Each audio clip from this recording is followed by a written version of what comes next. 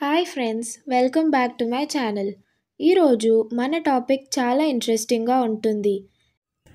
14 ఏళ్ల అబ్బాయి సృష్టించిన సంచలనం, హృదయ వ్యాధిని 7 సెకండ్లలో గుర్తించే యాప్. ఈరోజు మనం తెలుసుకోబోయే ఒక అద్భుతమైన ప్రతిభాశాలి గురించి. అతని పేరు సిద్ధార్థ్ నంద్యాల. అమెరికాలోని టెక్సస్లో జన్మించిన మన ఆంధ్రప్రదేశ్ రక్తం అతని నరాల్లో ప్రవహిస్తుంది. కేవలం 14 ఏళ్ల వయసులో ప్రపంచాన్ని తన ప్రతిభతో షాక్కి గురి చేస్తున్నాడు. స్టెమ్ ఐటీ అనే కంపెనీకి CEO. ప్రపంచం మొత్తం పిల్లలకి సైన్స్, టెక్నాలజీ, ఇంజనీరింగ్, మ్యాథ్స్ నేర్పించే గొప్ప విద్యా సంస్థని ప్రారంభించాడు. అంతేకాదు, 13 ఏళ్లకే అతడు ఆర్డినో సర్టిఫైడ్ ప్రొఫెషనల్గా ప్రపంచంలోని అతి పిన్న వయస్కుడిగా గుర్తింపు తెచ్చుకున్నాడు. పైథాన్, AI, ఎడ్జ్ కంప్యూటింగ్ లాంటివిలో దిట్ట.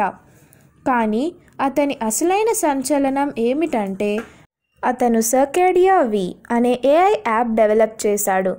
ఈ అప్లికేషన్ కేవలం 7 సెకండ్లో హార్ట్ డిసీజ్ని 96% యాక్యురసీతో గుర్తించగలదు.